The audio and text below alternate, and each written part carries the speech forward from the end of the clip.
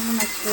বঙ্গকন্যা চ্যানেলে আপনাদের সবাইকে স্বাগত। তো আজকে আমি সকালবেলায় উঠে রান্না বসাতে দিয়েছি। তো রান্না হচ্ছে এটা থোড় ঘন্ট করছি। তো থোড় ঘন্ট করার পরে আমি ডিমের ঝোল করবো। মেয়েকে আমি সকালে ব্রেকফাস্ট করে স্কুল পাঠিয়ে দিয়েছি।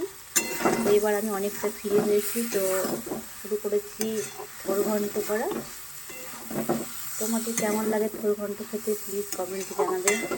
তো আজকে আমি থোড় ঘন্ট করছি। থোড় ঘন্ট করার পর ডিমের ঝোল করব, এরপর ভাত করব। অনেক কাজ সংসারে, সকালবেলা ঘুম থেকে উঠে পিছেরা গুছিয়ে নিয়ে তারপর মেয়েকে রেডি করানো, মেয়েকে পড়ানো, মেয়েকে ব্রেকফাস্ট খাইয়ে স্কুল পাঠানো, অনেক কাজ থাকে সংসারে।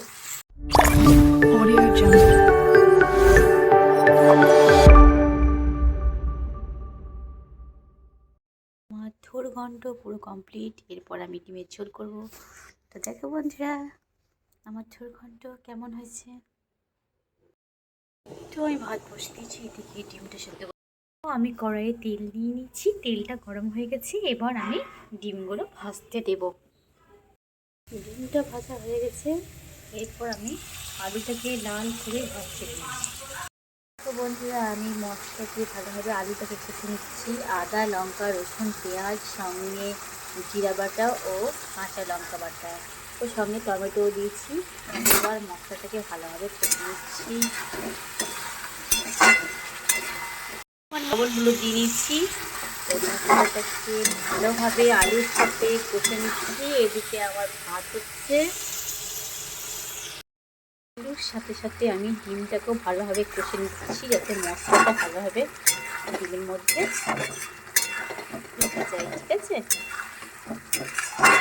তো এই দেখো আমার মশলা কষানো হয়ে গেছে, আলুটা মোটামুটি সেদ্ধ হয়ে গেছে। এরপর আমি অল্প পরিমাণে জল দেব। তো আমার ডিমের ঝোল পুরো কমপ্লিট।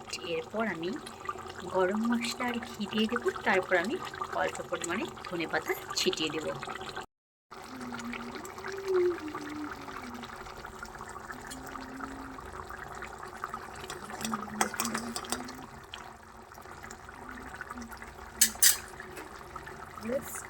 গ্যাসটা বন্ধ করবো। আমি অল্প পরিমাণে ধনেপাতা ছিটিয়ে দিলাম।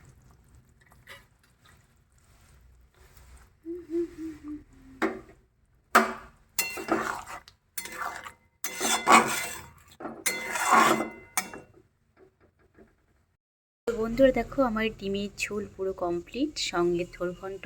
এর আগে আমি আরেকটা রান্না করেছি, সেটা হলো বেগুন দিয়ে খয়রা মাছ সর্ষে বাটা দিয়ে। তো চলো সেটা দেখাই।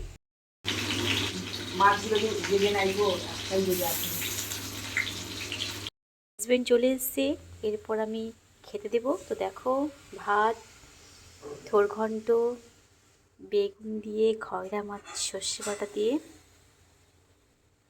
আর এদিকে ডিমের ঝোল। তো চলো খেতে দিই।